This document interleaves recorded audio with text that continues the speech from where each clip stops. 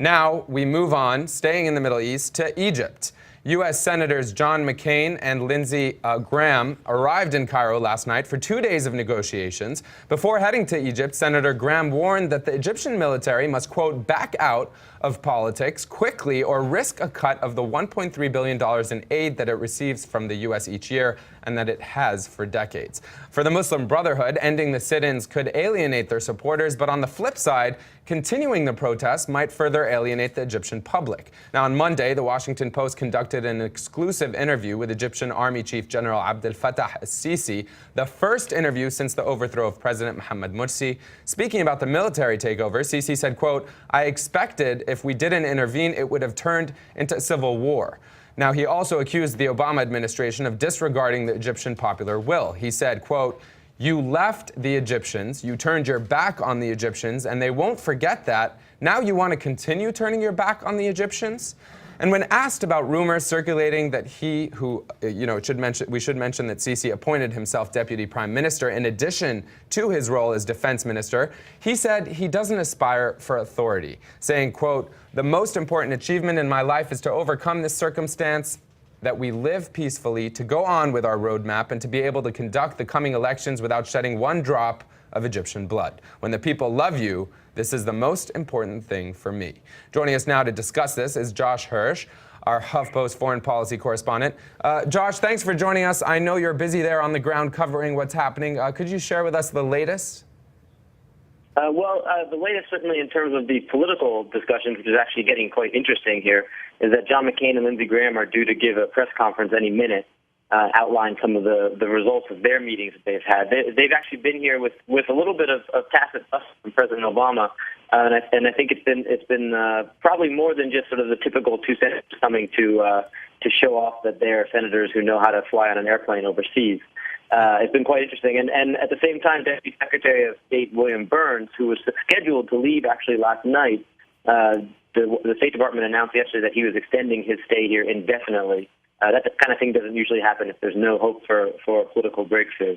So we're wondering right now, I think there's a lot of people who think that there's a chance that there might be some resolution, because if there isn't, what we have essentially is a standoff between the military and the government that they backed, and their copious supporters, many of whom are still rallying at Tahrir Square, and then the Muslim Brotherhood and their abundant supporters as well, who are rallying in a pair of sit-ins across Cairo.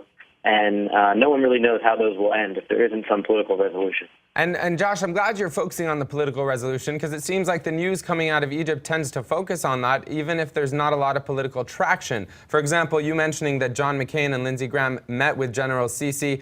The statements that came out of that were very, very limited, saying that they just, quote, exchanged views. And as I'm sure you know, Mohamed al-Baradri, who is Egypt's new vice president for foreign affairs, met on Tuesday with U.S., European Union envoys.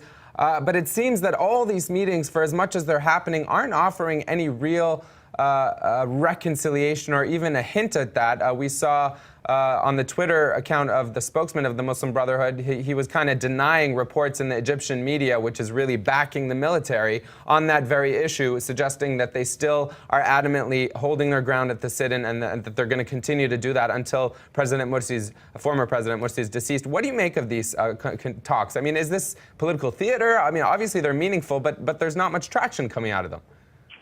Well, there's not a lot coming out as far as public statements, and I think that's to be expected. You know, Ahmed, I think I agree with you that quite often there's a lot of political theater that takes place around these events, and you never really know what's going to happen until it's over. Either they come out with a bold statement and in fact, a resolution, or everyone goes home with their tails tucked between their legs, and we really won't know until that moment.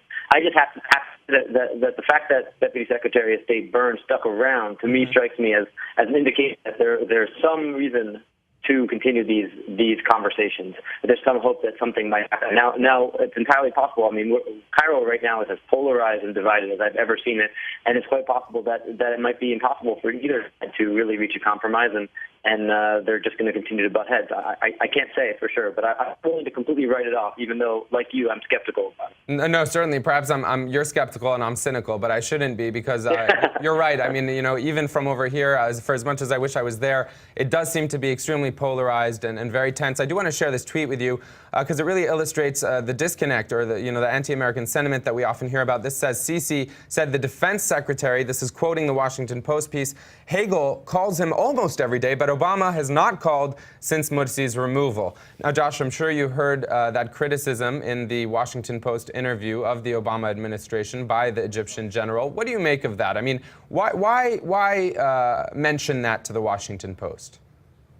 I don't really know what to say about that. I mean, I think a lot of people are surprised by quite how harsh his criticism of the Americans was in that interview. One thing that I think is worth noting, it did come out earlier this week, but the interview took place last Thursday, where before some of these more intensive dialogue have sort of picked up. So you could argue that at that point there was maybe a little bit more of a basis to say that he hadn't heard much from the Americans, with the exception of Hagel, who I think he spoke to every day. But there was quite a lot of really quite acrimonious rhetoric towards the Americans and towards Obama in particular, and it surprised a lot of people, and no one really knows what to make of it. As always, Ahmed, as you know, it's with the generals who hold a preponderance of power here in this country, whether or not official positions. We don't really know an awful lot about them. We try and find out by asking their old teachers when they studied for a year in the United States, and we try and ask people who knew them what they're about. But in general, our access to information about the way these guys operate and the way they think is quite limited, and it really affects our ability to really assess statements like that. Certainly. And one last thing, Josh, I just want to get your comments on, considering you're there on the ground. I'm sure you saw the reports towards the end of July, just a week or two ago, several weeks ago. We've seen, this is something that the HuffPost actually covered, as you see here, Egypt protest bodies found near pro-Mursi sit-in, raising tensions in Cairo.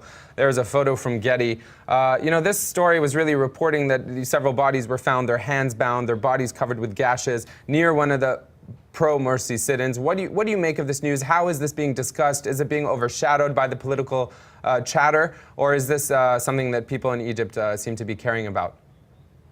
Well, look, there's an undercurrent of this sort of reporting and I think speculation and propaganda even too.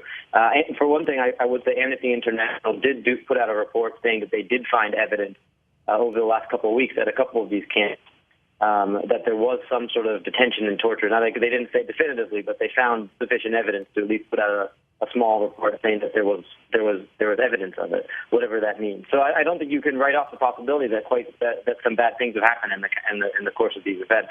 But at this time, what we've seen this calculated campaign by the government, by the military-backed cabinet, and the Ministry of Information to delegitimize and discredit the Muslim Brotherhood protesters in Rabaa, Al-Adawiya, and Nahda Square. Today, one of the newspapers here, almost all of whom are state-backed and state-managed, said that there are chemical weapons in the square. There are reports today of people trying to link the Muslim Brotherhood with the fighting that's going on in the Sinai, which is quite tenuous at best, if anything.